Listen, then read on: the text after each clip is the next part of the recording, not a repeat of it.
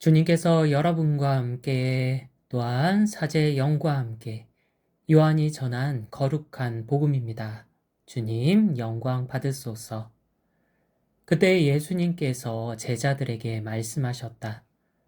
이제 나는 나를 보내신 분께 간다. 그런데도 어디로 가십니까? 하고 묻는 사람이 너희 가운데 아무도 없다. 오히려 내가 이 말을 하였기 때문에 너희 마음에 근심이 가득 찼다. 그러나 너희에게 진실을 말하는데 내가 떠나는 것이 너희에게 이롭다.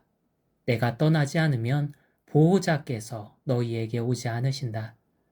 그러나 내가 가면 그분을 너희에게 보내겠다. 보호자께서 오시면 죄와 의로움과 심판에 관한 세상의 그릇된 생각을 밝히실 것이다. 그들이 죄에 관하여 잘못 생각하는 것은 나를 믿지 않기 때문이고 그들이 의로움에 관하여 잘못 생각하는 것은 내가 아버지께 가고 너희가 더 이상 나를 보지 못할 것이기 때문이며 그들이 심판에 관하여 잘못 생각하는 것은 이 세상의 우두머리가 이미 심판을 받았기 때문이다. 주님의 말씀입니다. 그리스도님 찬미합니다. 참예수님, 예수님께서 제자들에게 당신이 겪을 순환과 죽음에 관해 미리 알려주셨습니다. 사랑하는 제자들이 당신의 순환과 죽음에 슬퍼하지 않았으면 하셨거든요. 예수님께서는 순환과 죽음은 슬픈 소식이 아니라 오히려 기쁜 소식이라는 지시를 알려주십니다. 아버지의 집, 즉 하늘나라에 제자들이 거처할 곳을 마련하러 가는 길이었거든요. 제자들은 예수님의 이 말씀을 듣고 기뻐했을까요? 아니요. 오늘 예수님께서 말씀하십니다. 내가 이 말을 하였기 때문에 너희 마음에 근심이 가득 찼다. 한국어 성경은 근심으로 번역했습니다만 근심보다는 슬픔이 더 정확한 표현입니다.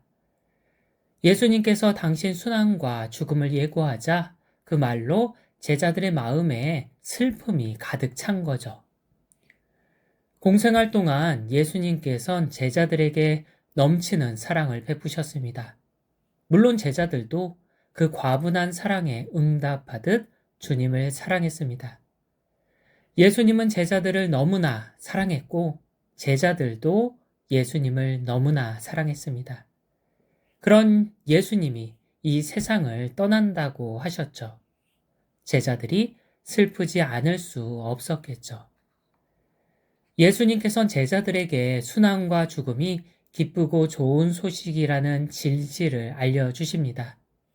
그러나 제자들은 한평생 순환과 죽음은 슬프고 나쁜 소식이라고 알고 있었고 또 그렇게 믿었습니다. 그들의 마음은 세상의 그릇된 생각에 너무 오랫동안 사로잡혀 있었죠. 그 결과 제자들은 머리로는 아는데 마음이 따르지 못했습니다.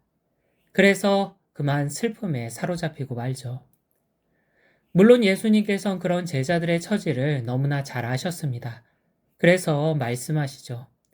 내가 가면 그분을 너희에게 보내겠다. 보호자께서 오시면 죄와 의로움과 심판에 관한 세상의 그릇된 생각을 밝히실 것이다.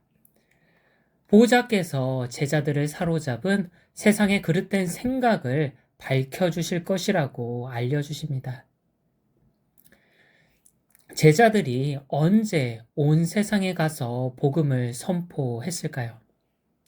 죽음을 이기고 부활하신 예수님을 본 후에 아니면 하늘나라로 올라가신 예수님을 본 후에 둘 다 아닙니다.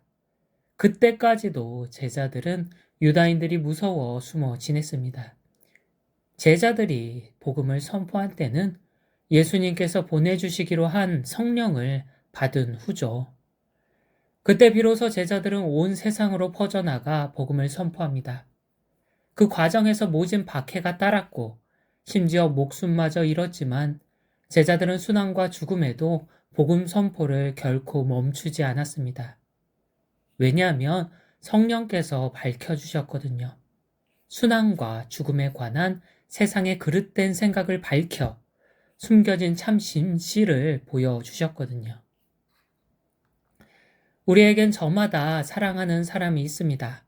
부모, 배우자, 자녀, 형제, 자매, 친구 등등.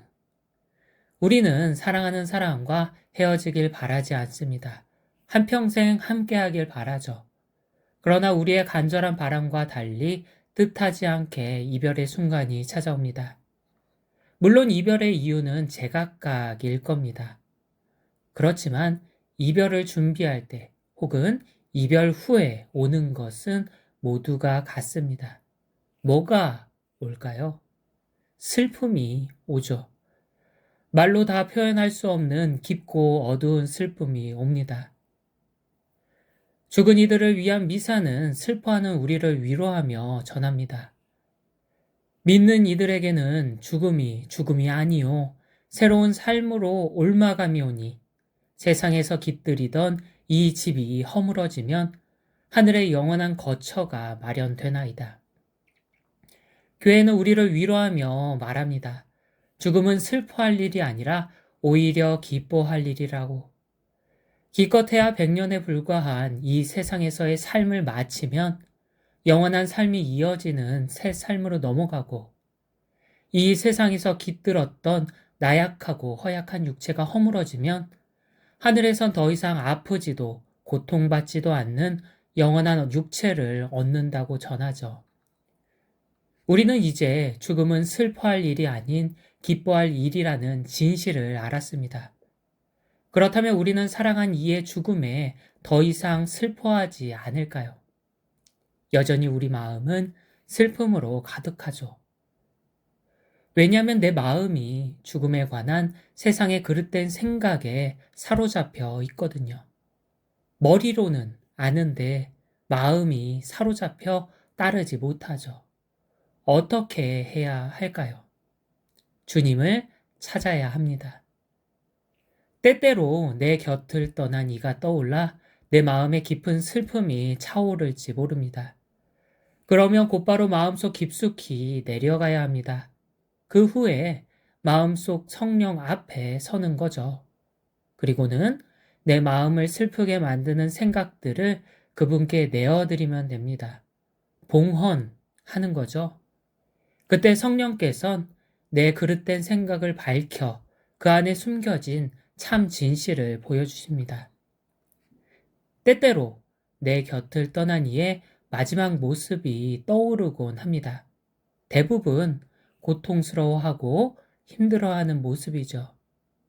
우리가 그 모습을 떠올릴 때 우리 마음은 슬픔으로 가득 찹니다. 그러나 그 모든 생각은 거짓된 생각입니다. 왜냐하면 내 곁을 떠난 이는 지금 이 순간 주님 사랑 안에서 영원한 행복을 누리고 있거든요. 오히려 내 곁을 떠난 이가 나를 보고 슬퍼할지도 모릅니다. 내가 그 행복을 함께 누리지 못해서요. 내가 주님 앞에 서기만 하면 주님께선 그릇된 생각을 밝혀 진실을 보여주십니다. 우리가 그 진실을 보게 되면 더 이상 슬퍼하지 않을 수 있죠. 분명 우리는 죽음이 슬픈 소식이 아니라 기쁜 소식임을 머리로 알고 있습니다. 그렇게 머리로는 알고 있더라도 내 마음은 머리를 따르지 못합니다. 세상에 그릇된 생각이 내 마음을 사로잡아 슬픔으로 가득 채우거든요. 주님께서는 그런 나의 처지를 아시고 보호자 성령을 보내주셨습니다. 때때로 내 곁을 떠난 사랑한 이가 떠올라 슬픔이 차오르면 곧바로 마음속 깊숙이 내려가 주님 앞에 서면 좋겠습니다. 그리고 내 마음을 슬프게 하는 온갖 생각들을 내어드리는 거죠. 그때 우리는 진실을 볼 수 있고 진실을 보았을 때 더 이상 슬퍼하지 않을 수 있습니다. 주님께서는 슬퍼하는 내게 말씀하십니다. 보호자께서 오시면 죄와 의로움과 심판에 관한 세상의 그릇된 생각을 밝히실 것이다. 아멘.